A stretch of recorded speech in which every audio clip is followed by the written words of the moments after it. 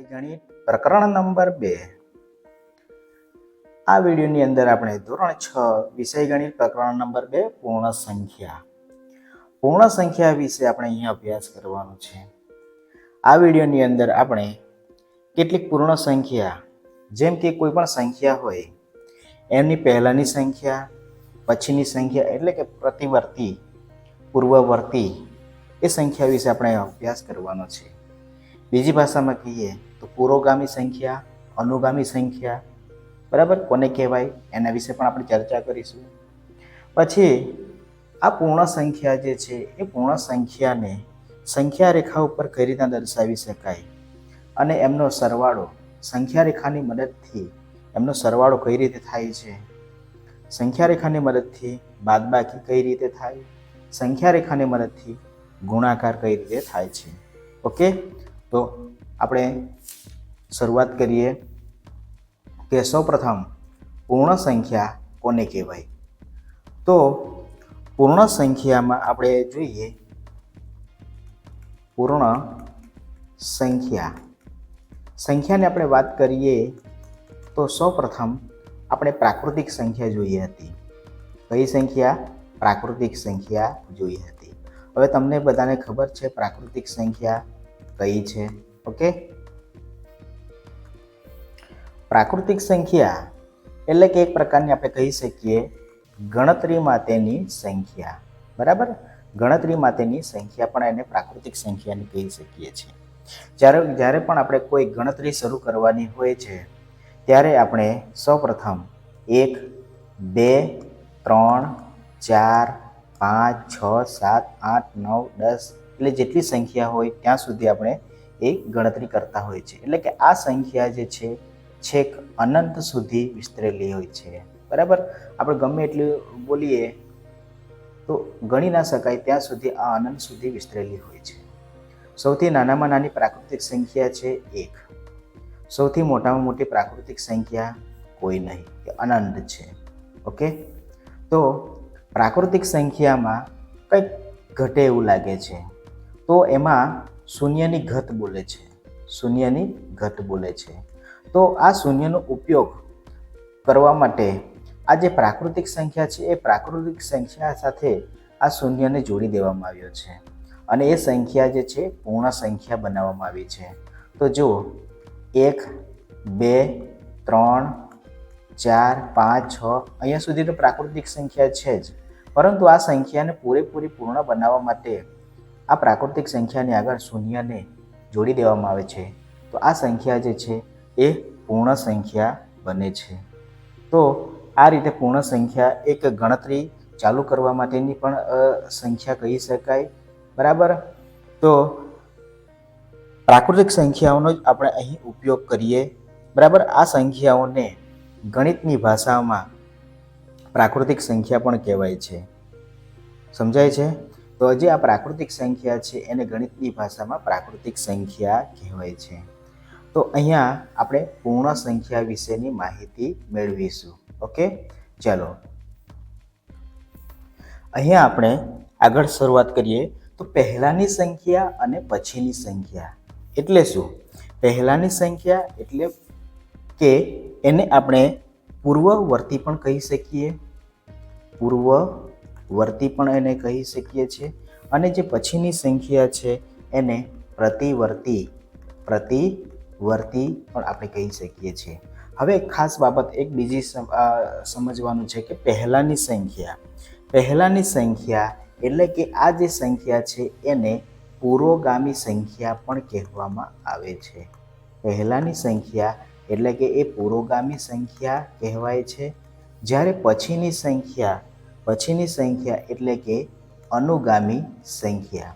આ શબ્દનો પણ આપણે ઉપયોગ કરી શકીએ છીએ. કોઈ પણ તમને સંખ્યા આપવામાં આવે છે એની પુરોગામી સંખ્યા કઈ છે તો એમ પૂછવામાં આવે તો પુરોગામીનો મતલબ આપણે સમજવાનો છે કે એ પહેલાની સંખ્યા પૂછે છે. અનુગામી સંખ્યા પૂછે તેનો મતલબ એમ સમજવાનો કે એ પછીની સંખ્યા પૂછે છે.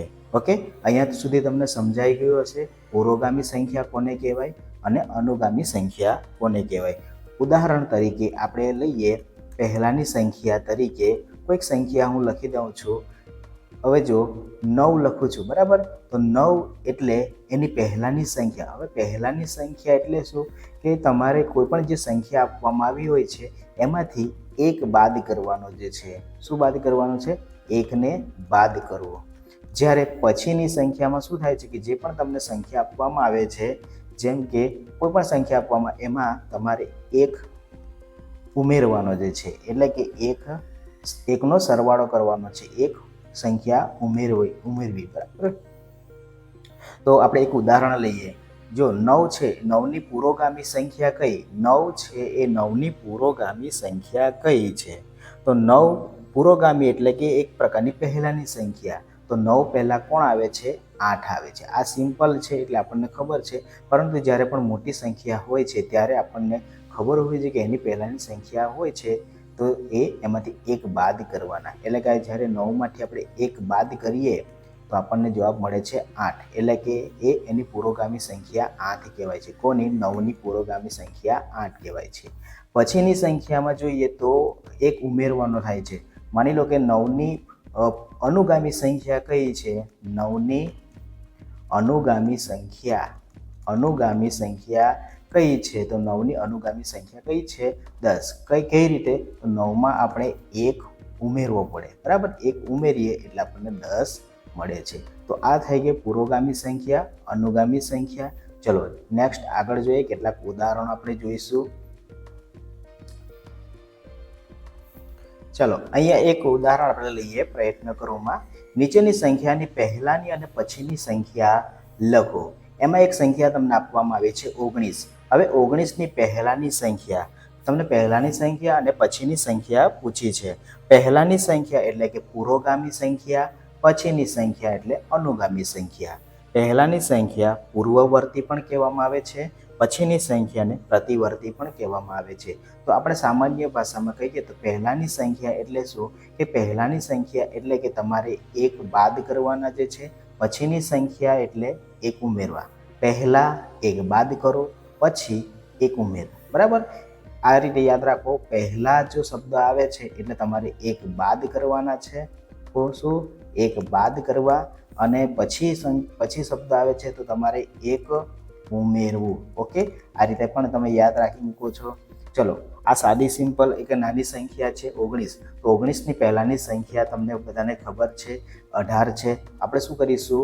19ની પહેલાની સંખ્યા એટલે કે 19માંથી એક બાદ કરીએ એટલે જવાબ આવે છે 18. એ જ રીતે પછીની સંખ્યા એટલે કે અનુગામી સંખ્યા પૂછી છે તો 19માં તમારે એક ઉમેરવો એટલે જવાબ આવે છે 20. એ જ રીતે આપણે બીજી સંખ્યા લઈએ. બીજી સંખ્યા જે છે 1997. હવે 1997 જે છે એ 97 પહેલા કઈ સંખ્યા આવે? એમાંથી એક બાદ કરો તો 96. એટલે આગળની સંખ્યા તો આ લખવાની જ છે. ઓકે, તો આપણે સીધું લખીએ 1996. ઓકે, જો આ રીતે આપણે કરવું હોય, બાદ કરીએ એ રીતે જો લખવું હોય તો 1997 ઓછા 1 બરાબર 1996. આ રીતે પણ થઈ શકે છે. હવે અનુગામી એટલે કે જે પછીની સંખ્યા, એમાં આ જે 97 છે પાછળના જે અંક છે એમાં એક ઉમેરવો. પાછળના અંક જે આપેલા હોય, બરાબર, એમાં એક આપણે ઉમેરીએ એટલે કે પાછળનો અંક એક એકમ હોય એ એકમમાં એક ઉમેરવાનો. 7 છે તો 7 પછીની સંખ્યા કઈ આવે? 8 આવે છે. તો આ જે આગળની ત્રણ સંખ્યા તો બરાબર છે, 199 તો લખાશે 199, પરંતુ એના પછીની સંખ્યા એટલે કે એકમમાં ઉમેરીશું તો બદલાય. ઓકે, તો કઈ સંખ્યા આવે છે? 1998. 1997ની પછીની સંખ્યા જે છે એ 1998 આવે છે. ઓકે,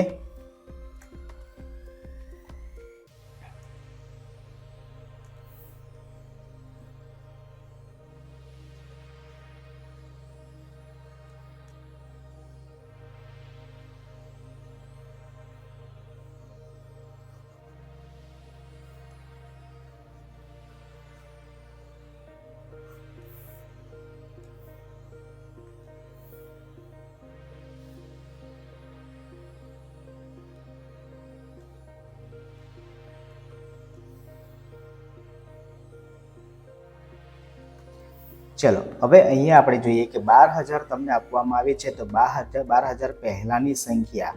હવે અહીંયા ખાસ એક યાદ રાખવાનું કે શૂન્યથી આપણે જઈએ તો શૂન્યથી 0 પછી 1 2 3 4 5 6 7 8 અને 9 બરાબર. હવે 0 પછી 1 આવે, 1 પછી 2 પછી 3 પછી 4 પછી 5 6 7 8 9. ફરી પાછા રિવર્સમાં જઈએ તો 9 પછી કઈ સંખ્યા આવે છે? શૂન્ય આવે છે. 9 પછી કઈ આવે છે? શૂન્ય આવે છે. અને શૂન્ય પછી પણ આપણે લઈ શકીએ કે શૂન્યની પહેલાની સંખ્યા પણ કોણ આવે છે? 9 આવે છે. શૂન્યની પહેલાની સંખ્યા જો 9 પછી આપણે શૂન્ય લઈ શકીએ. 9 પછી આપણે શૂન્ય તરીકે એક જસ્ટ ઉદાહરણ છે, આપણે એક અંકની વાત કરીએ છીએ એટલા માટે, બરાબર. એકમની આપણે વાત કરીએ છીએ એટલા માટે, કારણ કે 9 પછી તો 10 આવે છે તો બધાને ખબર છે, પરંતુ આપણે એક અંકની વાત કરીએ તો આ સમજવા માટે ખાલી છે. 9 પછી આપણે શૂન્ય અને શૂન્ય પહેલાની સંખ્યા 9. કેમ આમ કહું છું? કારણ કે અહીંયા આપણે સરળ બને છે. હવે જો શૂન્ય છે તો શૂન્ય પહેલાની સંખ્યા પૂછે તો 9, બરાબર. અહીંયા 9, અહીંયા પણ જ્યાં જ્યાં શૂન્ય દેખાય છે ત્યાં ત્યાં તમે 9 મૂકી શકો છો, બરાબર. 9 9 9. ઓકે, ચલો હવે આ 9 9 મૂક્યા છે. હવે એના પહેલાની સંખ્યા હવે 2 જ છે. 2ની પહેલાની સંખ્યા કઈ છે? કેમ કે શૂન્યની કોઈ વેલ્યુ રહેતી નથી એટલે એની જગ્યાએ આપણે 9 9 મૂક્યા. હવે જે ખાસ જે છે 12, 12ની પહેલાની સંખ્યા એટલે કે 2 જે છે એ 2ની પહેલાની સંખ્યા કઈ છે? 1 છે. અને આ 1 તો આ 1 તો અહીંયા લખાશે, બરાબર. એટલે 11,999. આ રીતે પણ તમે કરી શકો છો. ઓકે, ડાયરેક્ટ કરવું હોય અને ડાયરેક્ટ તમારે બાદબાકી રીતે કરવું હોય તો 12,000માંથી 1 બાદ કરો તો 11,999 મળે છે. ચલો 12,000 પછીની સંખ્યા કઈ છે? એમાં 1 જોડી દો એટલે કે 12,001. ઓકે, આ રીતે તમે અન્ય ઉદાહરણ પણ તમે કરી શકો છો. ચલો આગળ છે એક સવાલ છે કે કઈ પ્રાકૃતિક સંખ્યાની પહેલા પ્રાકૃતિક સંખ્યા નથી. હવે પ્રાકૃતિકની વાત આવે છે તો પ્રાકૃતિક સંખ્યા તો કઈ છે? આપણે શરૂઆત 1 થી કરીએ. 1 2 3 4 5 6 આ બધી પ્રાકૃતિક સંખ્યા છે. અને સવાલ એવો પૂછ્યો કે કઈ પ્રાકૃતિક સંખ્યાની પહેલા પ્રાકૃતિક સંખ્યા નથી. હવે તમે જોઈ શકો છો કે 1 પછીની જેટલી પણ જે સંખ્યા આવે છે, 1 પછી 2 3 4 5 પછીની જેટલી પણ સંખ્યા આવે છે એની પહેલા તો સંખ્યા છે, બરાબર. માની લો કે અહીં આપણે 4 લખીએ તો 4ની પહેલા તો 3 છે, 3ની પહેલા પણ 2 છે, 2ની પહેલા 1 છે, 1ની પહેલા કોઈ સંખ્યા નથી, બરાબર. 1ની પહેલા કોઈ સંખ્યા નથી. તો આપણે અહીં કહી શકીએ કે જે સૌથી નાની પ્રાકૃતિક સંખ્યા, સૌથી નાની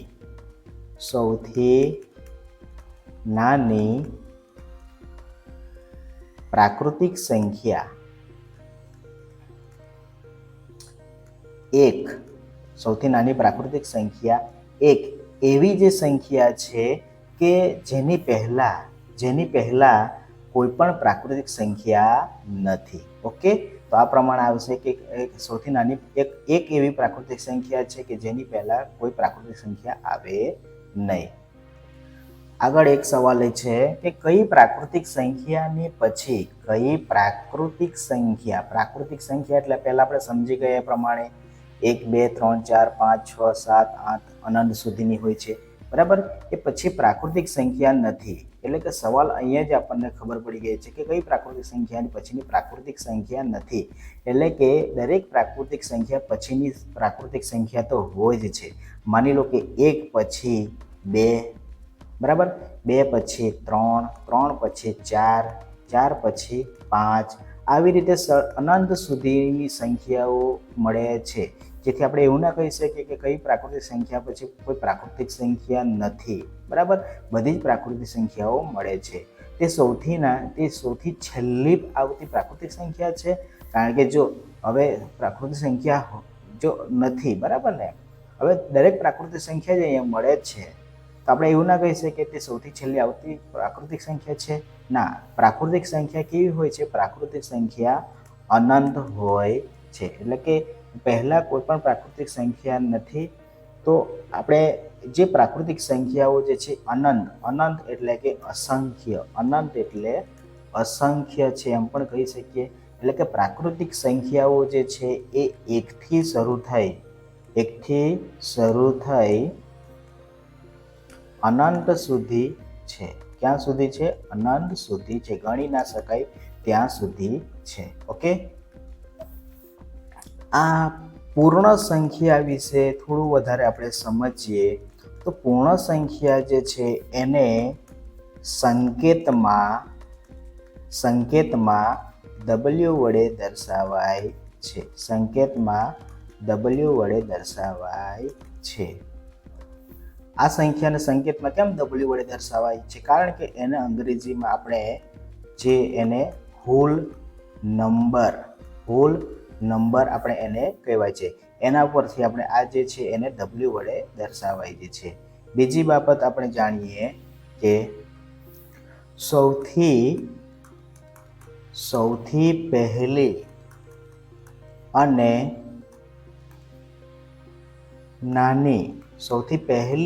નાની પૂર્ણ સંખ્યા કઈ છે? તો એ છે 0 છે. ઓકે, બે મુદ્દા તમને યાદ રહ્યા હશે. સંકેતમાં W વડે દર્શાવાય છે. સૌથી પહેલી અને સૌથી નાની પૂર્ણ સંખ્યા કઈ છે? તો 0 જે છે. અને એ કેવી છે? વિસ્તરેલી છે, અનંત સુધી વિસ્તરેલી છે. કેવી છે? અનંત સુધી એ રહેલી છે. કોઈ સૌથી મોટી સંખ્યા નથી. બરાબર, તમને એવું પૂછે કે સૌથી મોટી પૂર્ણ સંખ્યા કઈ છે? તો કોઈ સૌથી મોટી પૂર્ણ સંખ્યા નથી. કેમ? કારણ કે એ બધી પૂર્ણ સંખ્યાઓ કેવી હોય છે? અનંત હોય છે. ઓકે, ચલો આગળ જોઈએ. હવે આ જે પૂર્ણ સંખ્યા જે છે એ પૂર્ણ સંખ્યામાં આપણે વાત કરી હતી પ્રાકૃતિક સંખ્યા. તો દરેક પ્રાકૃતિક સંખ્યા એટલે કે બધી પ્રાકૃતિક સંખ્યા એ પૂર્ણ સંખ્યા કહેવાય. દરેક પ્રાકૃતિક સંખ્યા એ પૂર્ણ સંખ્યાઓ છે. હા, પૂર્ણ સંખ્યાઓ છે કે નહીં એ આપણે અહીંયા જવાબ મેળવીએ.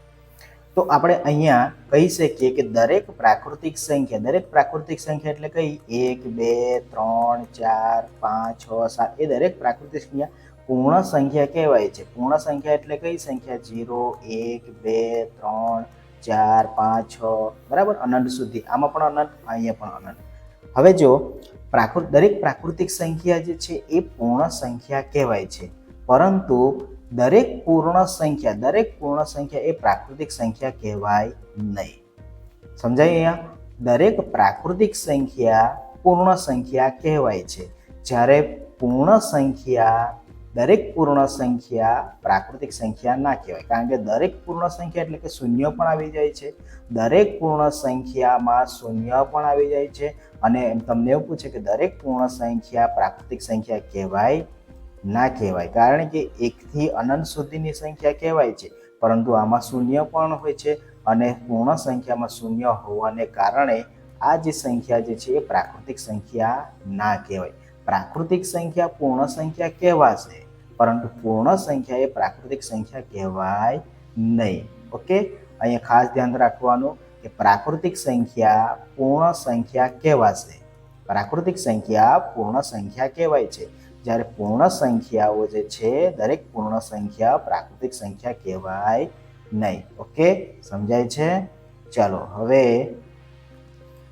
હવે આપણે સંખ્યા રેખા વિશે સમજીએ. તો જે પૂર્ણ સંખ્યાઓ છે એને સંખ્યા રેખા ઉપર કઈ રીતે દર્શાવી શકાય છે? તો સંખ્યા રેખા પર પૂર્ણ સંખ્યાને દર્શાવવા માટે આપણે જાણીએ છીએ કે પૂર્ણ સંખ્યા એટલે ક્યાંથી શરૂઆત થાય છે? 0 થી 0 1 2 3 4 5 6 અનંત સુધી આગળ જતા પણ જે સંખ્યા આવે છે. બરાબર, તો સંખ્યા રેખાને આપણે અમુક ઉદાહરણ સ્વરૂપે દર્શાવીએ તો જ્યારે પણ સંખ્યા રેખાને દર્શાવી હોય તો આપણે શરૂઆત ક્યાંથી કરીએ છીએ? 0 થી કરવાની છે. બરાબર, પછી 0, પછી 1 2 3 4 5 આપણે સમજવા ખાતર ફક્ત હમણાં 6 સુધી આપણે લખીએ છીએ.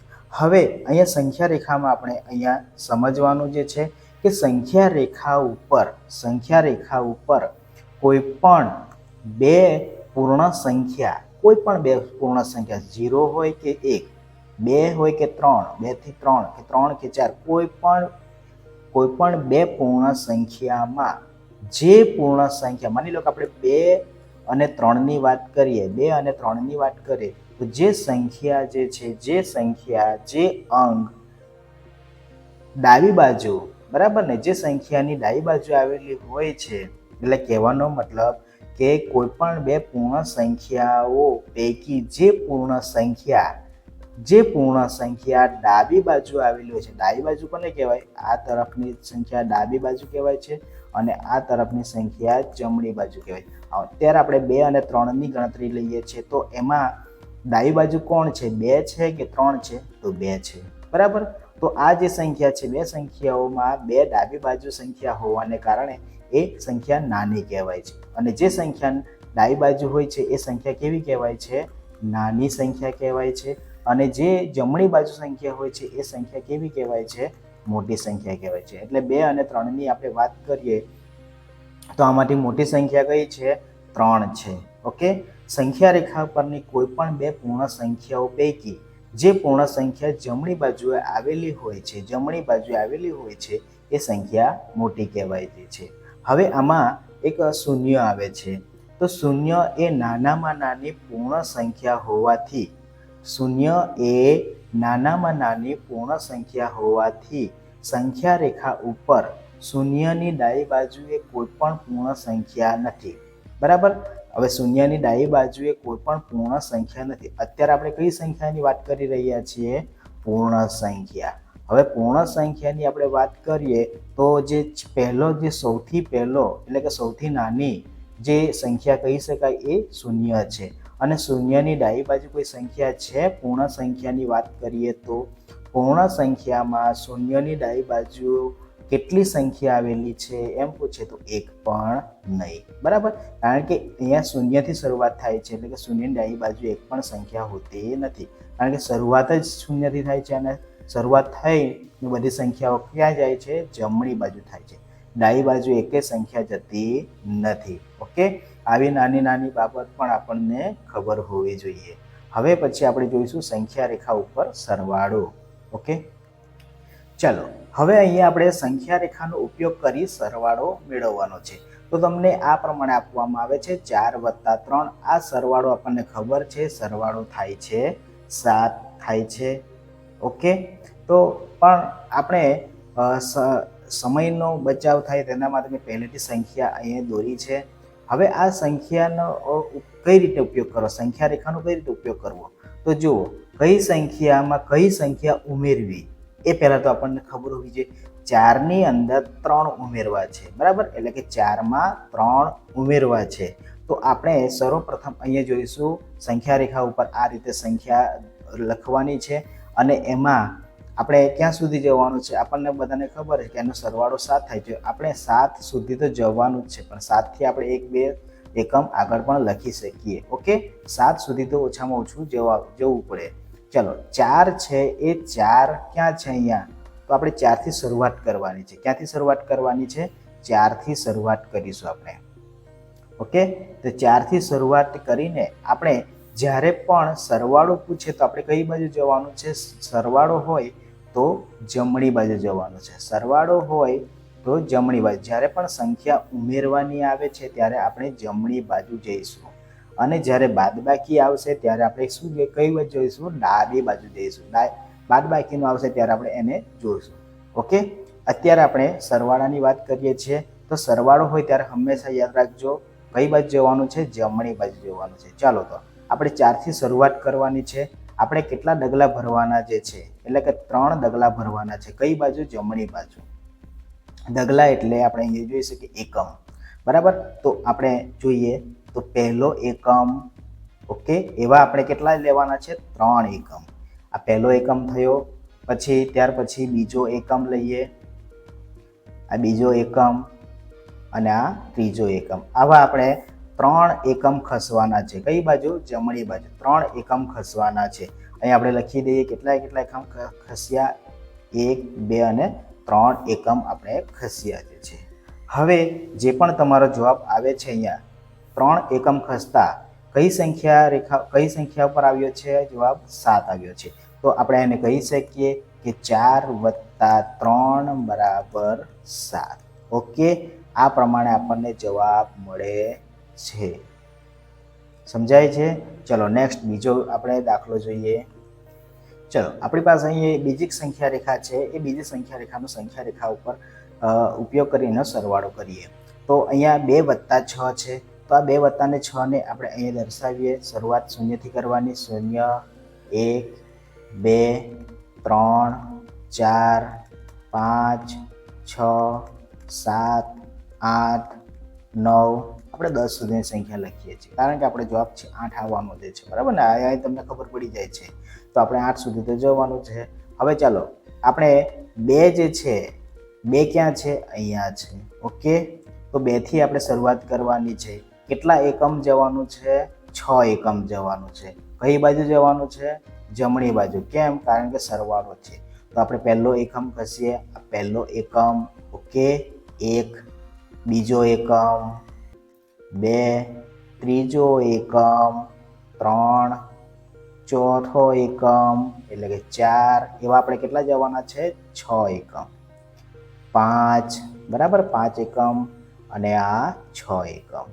ઓકે, આપણે 6 સુધી જવાના હતા. હવે આપણે ક્યાં આવ્યા છે? 8 ઉપર આવ્યા છે. એટલે એનો મતલબ એમ થાય છે કે 2 + 6 બરાબર કેટલા થાય છે? 8 થાય છે. તો આ રીતે તમે સંખ્યા રેખાનો ઉપયોગ કરીને સરવાળો મેળવી શકો છો. હવે આપણે આગળ જઈશું બાદબાકી તરફ. સંખ્યા રેખાનો ઉપયોગ કરી બાદબાકી મેળવો. ઓકે, ચલો સંખ્યા રેખાનો ઉપયોગ કરી બાદબાકી મેળવો. પહેલો જે છે, પહેલી સંખ્યા રેખા છે 6 - 2, એટલે કે 6 માંથી આપણે 2 બાદ કરીને એને સંખ્યા રેખા પર દર્શાવીને આપણે અહીંયા બાદબાકી મેળવવાની જે છે. તો આપણે સરવાળામાં જે કરતા હતા એ જ મુજબ અહીંયા પણ કરીએ છીએ. આપણે જઈશું સંખ્યા રેખા પર શૂન્યથી શરૂઆત કરીએ. 0, 1, 2, 3, 4, 5, 6, 7. આને તમે પેન્સિલથી પણ દોરી શકો, બરાબર? માપપટ્ટીનો ઉપયોગ કરીને આ સંખ્યા રેખા દોરવાની જે છે. દરેકે માપપટ્ટી એટલે કે ફૂટપટ્ટીનો ઉપયોગ કરીને જ આ સંખ્યા રેખા દોરવાની છે. ઓકે, તો જો સંખ્યા રેખામાં આપણે સરવાળામાં શું કરતા હતા કે આપણે જમણી બાજુ જતા હતા, બરાબર ને?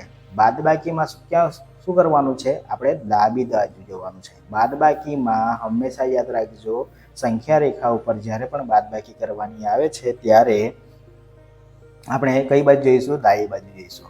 તો આમાં પ્રથમ સંખ્યા કેટલી છે? 6 છે. તો આપણે 6 થી શરૂઆત કરીએ. ક્યાંથી? 6 થી શરૂઆત કરીએ. હવે આ જે છે 6 માંથી જે 2 બાદ કરવાના એવું કહેવા માંગે છે. એટલે કે આપણે 2 એકમ ડાબી બાજુ ખસવાના છે. 2 એકમ ડાબી બાજુ ખસવાનું. 2 એકમ ડાબી બાજુ ખસીશું. તો આપણે શરૂઆત 6 થી કરવાની છે. 6 થી પહેલો એકમ, બરાબર, 5 પર આવ્યો. ઓકે, એટલે 1 આપી દઈએ, બરાબર. અહીંયા તમે માઇનસ કરી શકો 1. પછી બીજો એકમ, આમ પણ તમે કરી શકો. અને ના કરો તોય ચાલે. હા, ના કરો તો પણ ચાલે. જરૂર નથી કે તમે -1 -2 કરો, પરંતુ આપણને સમજાય તેના માટે આપણે કર્યું જે છે. કારણ કે આપણને ખબર પડે છે કે આપણે કેટલા એકમ ખસ્યા. કારણ કે 2 સુધી જવાના છે, -2. તો આપણે -2 સુધી આવી ગયા. ઓકે, તો અહીંયા 4 જવાબ આવ્યો છે. એનો મતલબ એમ થાય છે કે 6 - 2 બરાબર કેટલા આવે છે? 4 આવે છે. ઓકે, હવે તમને સમજાઈ ગયું છે. એક ઉદાહરણ લઈએ પછી આગળ જઈએ આપણે. ચલો એક વધુ ઉદાહરણ જોઈએ. 8 - 3, બરાબર? 8 - 3. આ સંખ્યા રેખાનો ઉપયોગ કરી બાદબાકી મેળવવાની છે. હવે તમને સમજાઈ ગયું હોય તો મારી જોડે તમે પણ કરજો. હવે જો 8 ક્યાં છે? તો 8 અહીંયા છે નહીં, પરંતુ આપણે 8 સુધી તો જવું પડશે. ક્યાં સુધી? 8 સુધી, બરાબર. જે સંખ્યામાંથી તમારે બાદબાકી કરવાની હોય, બાદ કરવા, એ સંખ્યા તો અહીંયા હોવી જોઈએ. અને એ ના હોય તો તમે કઈ રીતના બાદ કરી શકો? કઈ રીતના સંખ્યા રેખા પર દર્શાવી શકો? એટલે એ લખવું પડે છે, બરાબર. અહીંયા આપણે લખી નહીં હતી, આપણે લખી દીધી છે. ચલો હવે 8 જે છે, 8 થી આપણે શરૂઆત કરવાની છે.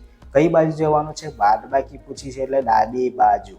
ડાબી બાજુ કેટલા એકમ ખસવાના છે? 3 એકમ ખસવાના છે. તો પહેલો એકમ ખસ્યા. ઓકે, -1. બીજો એકમ ખસ્યા, બરાબર, એટલે કે -2. ત્રીજો એકમ ખસ્યા, -3 બરાબર. આપણે -3 સુધી -3 સુધી જવાનું છે એટલે આ પ્રમાણે આપણે ખસ્યા. તો આને સંખ્યા રેખા ઉપર આ રીતે દર્શાવી આપણો જવાબ આવે છે 5. એટલે કે 8 - 3 બરાબર 5. ઓકે, આ રીતે તમે બાદબાકી મેળવી શકો છો.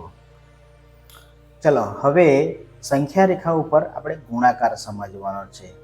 બરાબર, અત્યાર સુધી આપણે સરવાળો બાદબાકી શીખી ગયા. હવે આપણે ગુણાકાર સ્ટેપ તરફ જઈએ. તો ગુણાકાર છે 2 × 6. બરાબર, 2 ગુણાકાર 6. હવે 2 × 6 આવે છે, એનો જવાબ આવે છે 12 આવે છે. પરંતુ એ 12ને આપણે સંખ્યા રેખા ઉપર દર્શાવવાનો છે. તો કઈ રીતે દર્શાવી શકીએ? અત્યાર સુધી તમે જોયું સંખ્યા રેખા ઉપર સરવાળો અને બાદબાકી. એ જ મુજબ અહીંયા આપણે સંખ્યા રેખા ઉપર અંકો આપણે લખી દઈએ. જેમ કે 0 આપણે ક્યાં સુધી જવાનું છે? 12 સુધી જવાનું છે.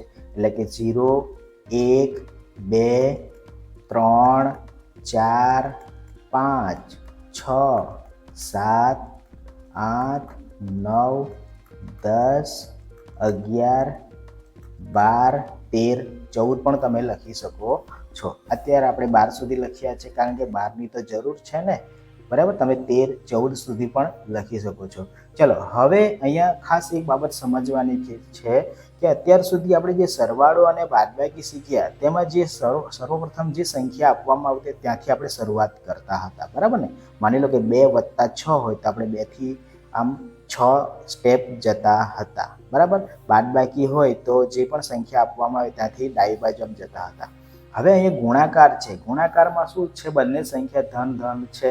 ઓકે, પૂર્ણ સંખ્યાની વાત આવે છે એટલે ધન સંખ્યા જ હોવાની. બાદબાકીમાં કેમ ઋણ આવ્યું? કારણ કે બાદબાકીનું ચિહ્ન ઋણ હોવાને કારણે એ ઓછાનું ચિહ્ન હતું. બાકીની જે સરવાળો છે, ગુણાકાર છે, એમાં તો ધન સંખ્યા જ રહેવાની છે. ઓકે, આ બાબત સમજાઈ જવી જોઈએ. ચલો આપણે 2 × 6 કરવાના છે. ગુણાકારમાં એક ખાસ બાબત કે જ્યારે પણ ગુણાકાર હોય તો આપણે શૂન્યથી શરૂઆત કરવાની. આ ખાસ યાદ રાખજો. જ્યારે પણ ગુણાકાર હોય એને સંખ્યા રેખા ઉપર દર્શાવવાનો હોય છે તો એને શૂન્યથી શરૂઆત કરવાની છે. ઓકે, એટલે કે 2 ને 6 વડે ગુણવા છે. તેથી 2 એકમ 6 વખત. 2 એકમ એટલે શું કે આ 1 એકમ. બરાબર, અહીંયાથી અહીંયા સુધી 0 થી 1 સુધીનો 1 એકમ ગણાય છે. બરાબર, અને આપણે કેટલા લેવાના છે? 2 એકમ. તો આપણે સીધા ક્યાં જઈશું? 2 પર જઈશું. 0 થી 1 સુધી જઈએ તો 1 એકમ ગણાય. બરાબર ને? આપણે તો કેટલા એકમ લેવાના છે? 2 એકમ. એટલે આપણે 0 થી 1 પર નહીં પરંતુ 0 થી સીધા 2 પર જઈશું. ઓકે, 0 થી 2 પર જઈશું એટલે કે આ 2 એકમ લઈ લીધા છે. અહીંયા ખાસ યાદ રાખજો, જે પણ તમને પૂછે છે એટલા એકમ પહેલી વખત તમારે લેવાના છે. આ 2 એકમ લઈ લીધા છે. એવા કેટલી વખત આપણે જવાનું છે? 6 વખત. એટલે કે 2 એકમને 6 વખત આપણે લઈશું સંખ્યા રેખા ઉપર આ રીતે. તો એક વખત તો થઈ ગયું. હવે આપણે રહ્યા છે 5 વખત. હજુ 5 વખત જવાનું છે. એટલે કુલ ટોટલ 6 વખત જવાનું છે. બરાબર, તો આપણે શૂન્યથી શરૂઆત કરવાની છે. શૂન્યથી શરૂઆત કરી શૂન્યની જમણી બાજુ. કઈ બાજુ? શૂન્યની જમણી બાજુ. જમણી બાજુ 2 એકમના 6 પગલાં આપણે લઈશું. એક પગલું તો લઈ લીધું છે, બીજા પગલાં લઈએ. બરાબર, 2 એકમ આપણે ગણતા જઈને 1 2. બરાબર, તો બીજું પગલું લઈએ. આ બીજું પગલું થઈ ગયું. સમજાય છે? 2 થઈ ગયા. ત્રીજું પગલું લઈએ. 3.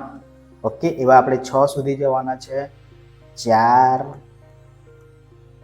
5. ઓકે, અને આ 6. તો આવી રીતે તમે ગુણાકાર કરી શકો. હવે આપણો જવાબ ક્યાં આવ્યો છે? 6 પગલાં સુધી જતા 12 પર આવ્યો છે. બરાબર, એટલે આપણે અહીં લખી શકીએ કે 2 × 6 બરાબર 12. આ રીતે તમે સંખ્યા રેખા ઉપર દર્શાવી શકો છો. ઉપર આપણે તમે જેટલા ડગલા ભર્યા છો, જેટલા એકમ ખસ્યા એ તમે લખી શકો. 1 2 3 4 5 અને 6. વધુ એક ઉદાહરણ આપણે જોઈએ આગળ. ચલો 3 × 3 છે. બરાબર, તો એને આપણે સંખ્યા રેખા ઉપર દર્શાવીએ. હવે તમને આવડી ગયું છે. 0 1 2 3 4 5 6 7 અને 8 લખી દઈએ. ચાલો ગુણાકાર કરવાનો છે એટલે શરૂઆત આપણે ક્યાંથી કરવાની છે? શૂન્યથી કરવાની છે. ઓકે, મારી જોડે જોડે તમે પણ કરજો. શૂન્યથી શરૂઆત કરવાની છે. તો પહેલા તો કેટલા એકમ લેવાના છે એ ખાસ 3 એકમ લેવાના છે. એટલે કે 0 થી 1 સુધીનો 1 એકમ ગણાય છે, 2 સુધી 2 એકમ ગણાય છે. આપણે કેટલા 3 એકમ લેવાના એટલે કે 3. સર્વપ્રથમ આપણે 3 સુધી લઈશું. બરાબર, આવા આપણે કેટલા કૂદકા મારવાના છે? 3 વખત કૂદકા મારવાના છે. બરાબર, વાંદરાની જેમ આપણે 3 કૂદકા મારવાના છે. અને 3 કૂદકા મારતા ક્યાં જઈશું એ આપણે જોઈએ.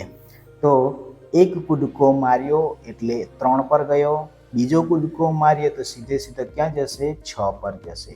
બરાબર, હવે તમને સમજાઈ જાય છે કેમ 6 પર? કારણ કે 1 2 3 એકમ 3 એકમ આપણે ખસવાના છે. કેટલી વખત? 3 વખત. ત્રીજો કૂદકો મારીએ તો સીધો ક્યાં જશે? 9 ઉપર જતો રહ્યો. ઓકે, એટલે કે પહેલો કૂદકો માર્યો, બીજો કૂદકો માર્યો, ત્રીજો કૂદકો માર્યો.